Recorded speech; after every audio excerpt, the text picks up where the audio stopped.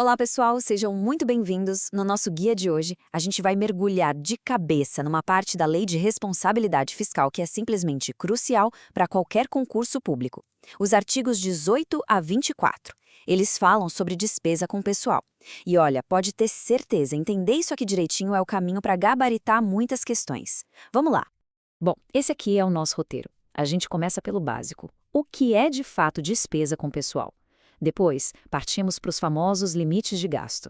Em seguida, vamos ver o que acontece quando acende o sinal de alerta de 95%. Daí, as consequências de cruzar a linha vermelha, uma regrinha específica para a seguridade e, para fechar com chave de ouro, aquele resumão com os pontos que não dá para esquecer na hora da prova.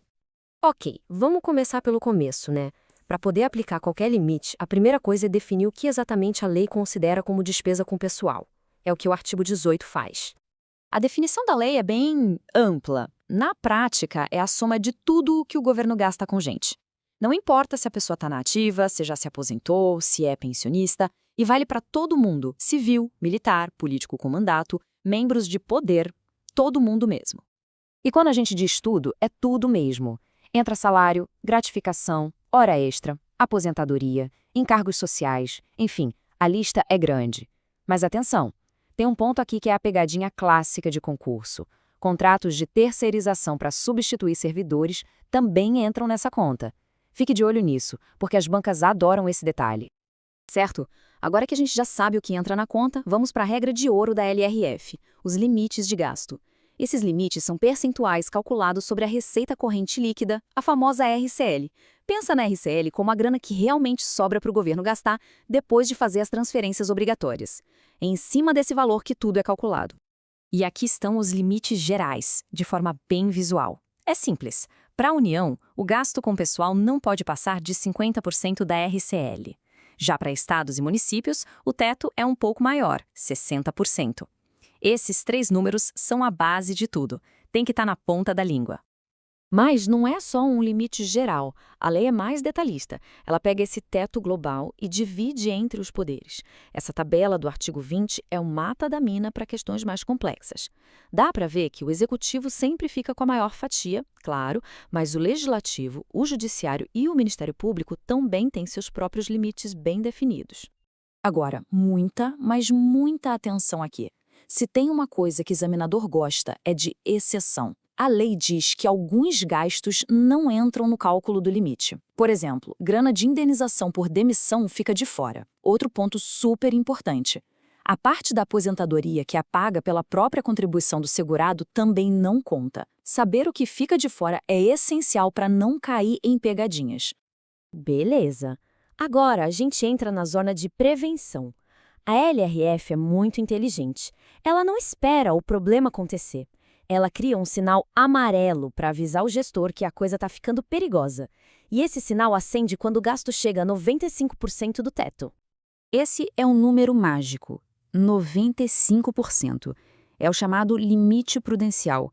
Bateu 95% do limite máximo de gasto com o pessoal, pronto. Automaticamente uma série de proibições entra em vigor para assegurar a despesa e evitar que ela estoure o teto. E aqui estão os freios que a lei impõe. Atingiu o limite prudencial? Acabou a festa. Fica proibido dar aumento, criar cargo novo, mudar carreira se isso gerar mais custo e, claro, contratar mais gente. A única exceção, e isso cai muito em prova, é para a reposição de pessoal que saiu nas áreas essenciais de saúde, educação e segurança. E tem mais uma trava de segurança. O artigo 21 foi criado para evitar aquela farra fiscal em fim de mandato, sabe? Qualquer ato que aumente a despesa com pessoal nos últimos 180 dias de um governo é simplesmente nulo. É como se nunca tivesse existido. Mas e se mesmo com todos os avisos o gestor pisar fundo e ultrapassar os 100% do limite? Bom, aí o sinal fica vermelho. E o artigo 23 da LRF detalha as consequências, que não são poucas. A lei ainda dá uma chance, não é uma punição imediata. Quem estourou o limite tem os 2 quadrimestres seguintes para se ajeitar. No primeiro tem que cortar pelo menos 1/3 do que passou. E no final do segundo quadrimestre, ou seja, em 8 meses, o excesso tem que estar zerado. E esse slide é ótimo para entender a diferença entre ação e sanção. Do lado esquerdo estão as medidas que o gestor tem que tomar para cortar gastos, seguindo a ordem da Constituição. Primeiro, cortar comissionados. Se não der, demitir não estáveis. Agora, se o prazo passar e o problema não for resolvido, aí vem as sanções do lado direito. O governo fica impedido de receber transferências voluntárias e de pegar empréstimos. O impacto é gigantesco. Para a gente ir fechando, vamos dar uma olhada rápida numa regra bem específica do artigo 24. Ela não fala de limite, mas fala de responsabilidade na hora de criar despesas para a Seguridade Social, ou seja, saúde, previdência e assistência. A regra aqui é direta e reta. Quer criar um benefício novo? Aumentar uma aposentadoria? Tudo bem, mas antes precisa mostrar de onde vai sair o dinheiro para pagar a conta inteira. Não pode criar despesa nova sem apontar a fonte de receita correspondente. É o princípio do equilíbrio. Ufa! É bastante detalhe, né? Então, para garantir que tudo ficou bem claro, vamos fazer aquele resumo final com os pontos mais quentes para qualquer prova de concurso sobre a LRF. Essa tabela aqui é para salvar e consultar sempre. Ela organiza todos os percentuais importantes. Temos os limites globais e do executivo que a gente já viu.